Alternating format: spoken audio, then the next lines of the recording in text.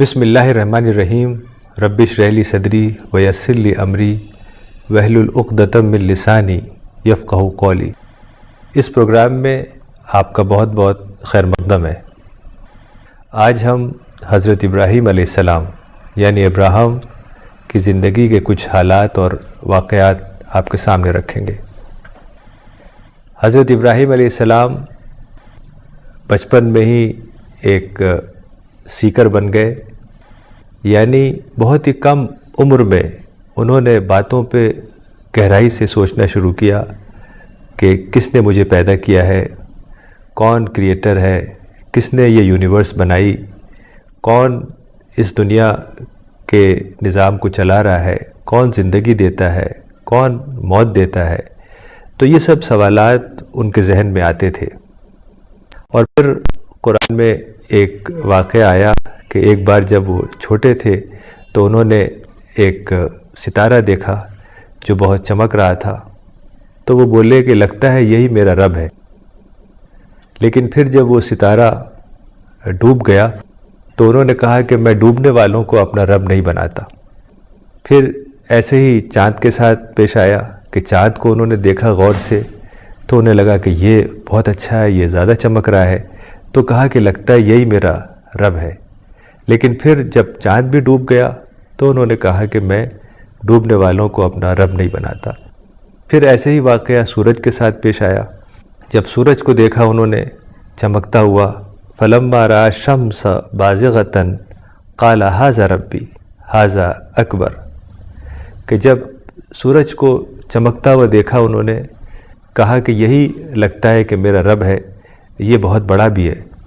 لیکن سورج بھی بالآخر ڈوب گیا تو انہوں نے کہا کہ میں ڈوبنے والوں کو اپنا رب نہیں بناتا، میرا رب تو وہ ہے جس نے یہ پوری یونیورس بنائی ہے، جس نے زمین، آسمان، چاند، ستارے، ہر چیز بنائی ہے، میں اس کو ہی اپنا رب، اپنا لارڈ بناتا ہوں۔ تو یہ ایک قرآن میں جو ایک سمبولک انداز میں ایک واقعہ آیا ہے، یہ دراصل جو معرفت جسے قرآن میں کہا گیا ہے، ڈسکوری، یعنی ٹروتھ اور سچائی کی جو ڈسکوری ہے، اس کا ایک سفر تھا حضرت ابراہیم علیہ السلام کے اس واقعے کے اندر۔ اور جب انسان کو سچائی ملتی ہے، جب سچائی ڈسکور کرتا ہے، خدا کو ڈسکور کرتا ہے کہ خدا کریٹر ہے، وہ سسٹینر ہے، وہ گیور ہے، منعم ہے، یعنی خدا گیور ہے، وہ دینے والا ہے، اور انسان ٹیکر ہے، وہ لینے والا ہے۔ خدا بینیفیکٹر ہے اور انسان بینیفیشری ہے۔ ہر چیز جو ہمیں مل رہی ہے، آکسیجن، پانی، ہوا، سن لائٹ، دنیا کی ساری چیزیں، وہ اللہ تعالی ہمیں دے رہا ہے، وہ خدا دے رہا ہے۔ تو جب اس چیز کا ادراک، اس چیز کی ڈسکوری انسان کو ہوتی ہے، جو حضرت ابراہیم کے قصے میں آپ کو دکھائی دیتی ہے، کس طریقے سے انہوں نے گہرائی سے چیزوں پہ غور کیا، جو نیچر کی چیزیں ہیں، نیچر میں جو چھپی ہوئی چیزیں ہیں، جن کو قرآن میں سائنس کہا گیا ہے، آیات۔ چونکہ خدا اس دنیا میں اس طریقے سے ہم خدا کو نہیں دیکھ سکتے جیسے ہم اور چیزوں کو دیکھتے ہیں، چونکہ یہ دنیا ہمارے لیے ٹیسٹ ہے، ٹیسٹنگ گراؤنڈ ہے۔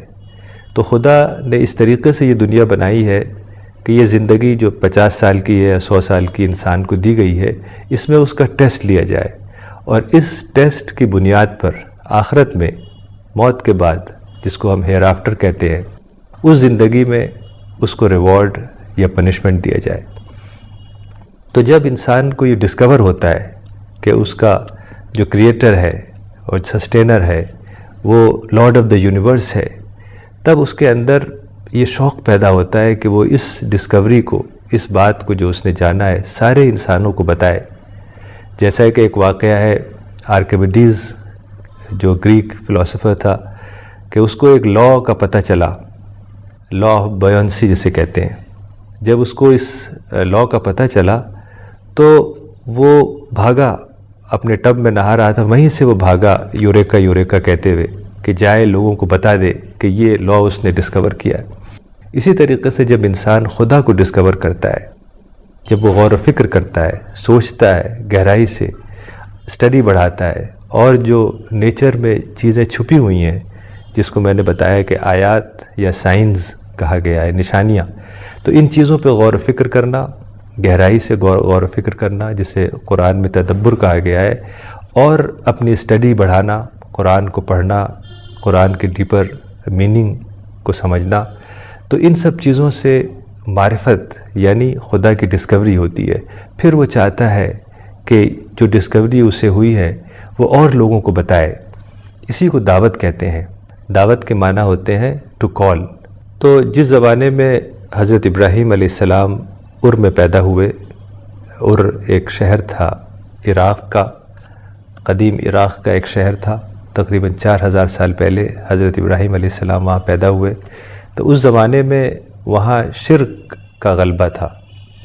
شرک کے معنی ہوتے ہیں ٹو ایسوشیٹ، یعنی جو خدا کی ایٹریبیوٹس ہیں، جیسے وہ زندہ کرتا ہے، وہ انسان کو زندگی دیتا ہے، وہ موت دیتا ہے، وہ سسٹینر ہے، وہ ہیلپر ہے، وہ گیور ہے، تو اس طرح کی جو ایٹریبیوٹس ہیں، کوالٹیز ہیں، یہ اوصاف جو ہیں، ان کو کسی اور چیز یا کسی اور انسان کے لیے منسوب کرنا، اسے شرک کہا جاتا ہے۔ لیکن قرآن سے جو ہمیں تصور ملتا ہے، جو کانسیپٹ ہمیں قرآن سے ملتا ہے، جو اسلامک کانسیپٹ ہے خدا کا، اسے توحید کہتے ہیں۔ توحید کے معنی ہوتے ہیں وننس آف گاڈ۔ قرآن میں ایک سورہ ہے، ایک چیپٹر ہے جو کہ بہت ہی بریف ہے، چیپٹر نمبر 112، جس کا نام ہے سورہ الاخلاص یا دا وننس۔ یہ اس طریقے سے ہے، قل هو اللہ احد اللہ الصمد لم یلد ولم یولد ولم یکن لہ کفوا احد۔ یعنی اس کا ترجمہ یہ ہے کہ خدا ایک ہے، خدا بے نیاز ہے، یعنی سیلف سفیشنٹ ہے، وہ نہ کسی کی اولاد ہے نہ اس کی کوئی اولاد، یعنی وہ ہمیشہ سے ہے اور ہمیشہ رہے گا، اور کوئی ایسی چیز نہیں ہے جو اس جیسی ہو۔ یعنی اس چیپٹر میں 5 باتیں آئی ہیں کہ خدا ایک ہے، اور خدا سیلف سفیشنٹ ہے، یعنی اسے کسی کی مدد کی ضرورت نہیں ہے۔ وہ لوگوں کی مدد کرتا ہے لیکن اسے کسی کی مدد کی ضرورت نہیں ہے، وہ بے نیاز ہے، اور اس کی کوئی اولاد نہیں ہے۔ جیسے انسانوں کی اولاد ہوتی ہے، اس طریقے سے خدا کی کوئی اولاد نہیں ہے، نہ وہ کسی کی اولاد ہے، یعنی جیسے انسانوں کے ماں باپ ہوتے ہیں، ایسے ہی نہ اس کی ماں ہے نہ اس کا باپ ہے، اور وہ ہمیشہ سے ہے اور ہمیشہ رہے گا۔ یعنی یہ بات خدا کی جو ایٹرنیٹی ہے اس کو بتاتی ہے کہ وہ ہمیشہ سے رہے گا، وہ ہمیشہ سے ہے اور ہمیشہ رہے گا۔ اور جو آخری بات ہے وہ یہ ہے کہ اس جیسی کوئی چیز نہیں ہے یونیورس میں۔ تو اس چیپٹر سے پتہ چلتا ہے کہ خدا کا جو کانسیپٹ ہے اسلام میں، جس کو توحید کہتے ہیں، وہ کیا ہے۔ یعنی کہ خدا ایک ہے، خدا کئی نہیں ہے، سارے انسان اسی کے محتاج ہیں، وہ کسی کا محتاج نہیں، اور وہ بذات خود، یعنی اپنے خود اس کے اندر یہ قدرت ہے، یہ طاقت ہے کہ وہ جو چاہے کرے۔ تو چیپٹر نمبر 112 یعنی سورہ الاخلاص ایک بہت ہی بریف انٹروڈکشن ہے خدا کے بارے میں۔ دراصل پورا قرآن خدا کا ہی انٹروڈکشن ہے، کریٹر کا انٹروڈکشن ہے، اور آپ جب قرآن پڑھیں گے تو بار بار خدا کے صفات اس میں آتے ہیں، ایٹریبیوٹس آتے ہیں، جس کو ہم 99 نیمز آف اللہ کہتے ہیں۔ مثلا الرحمن the compassionate، الرحیم the merciful، السلام the all peace، المہیمن the protector، Khaliq the creator، Ghaffar the forgiving، Razzaq the provider، Aleem the all knowing، السمیع the all hearing، البصیر the all seeing، الخبیر the all aware۔ تو اس طرح کے بہت ساری صفات قرآن میں آتی ہیں، جس کو ہم 99 نیمز آف اللہ کہتے ہیں، جو ایٹریبیوٹس ہیں۔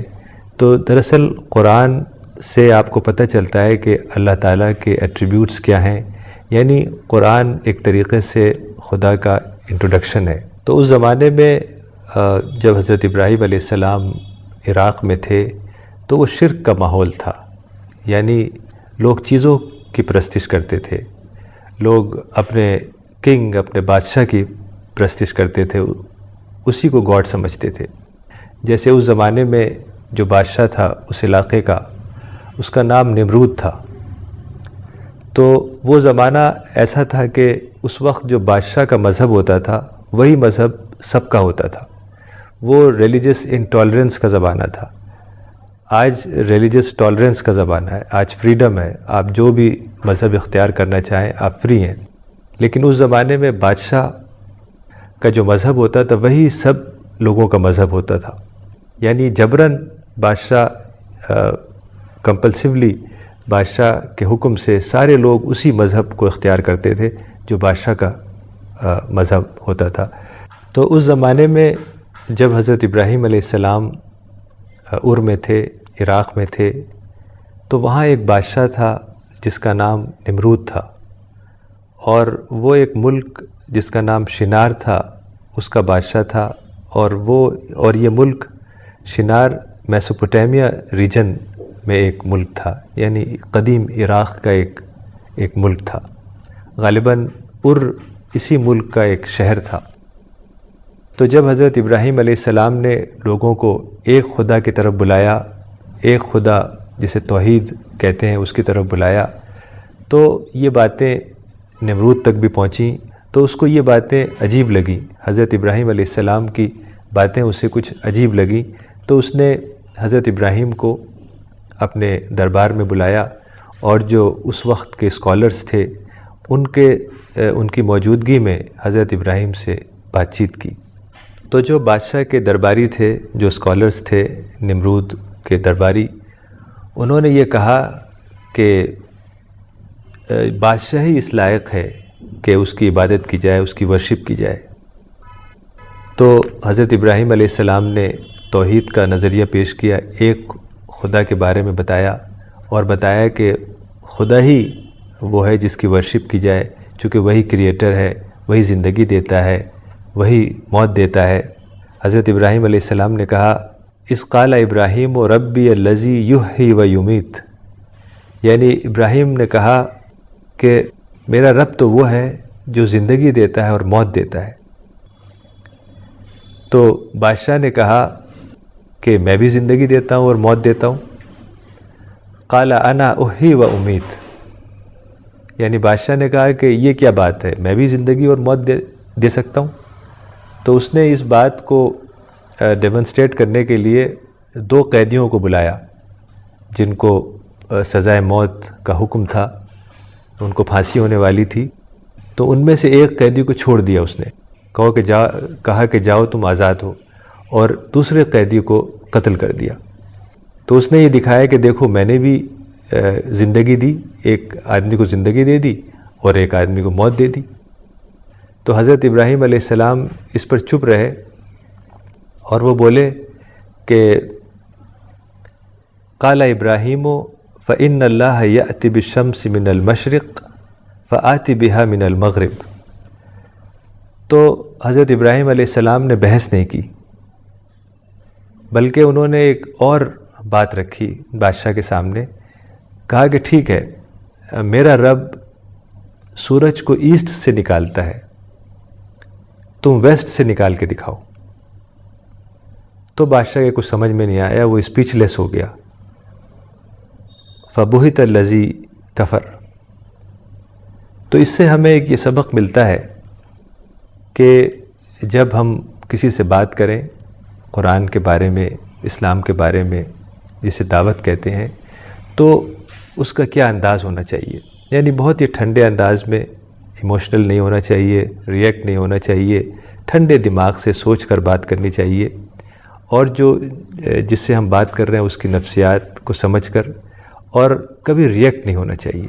جیسے حضرت ابراہیم علیہ السلام ریئیکٹ نہیں ہوئے، بلکہ انہوں نے ایک ایسی بات کہی کہ پھر اس کا بادشاہ کے پاس اس کا کوئی جواب باقی نہیں تھا۔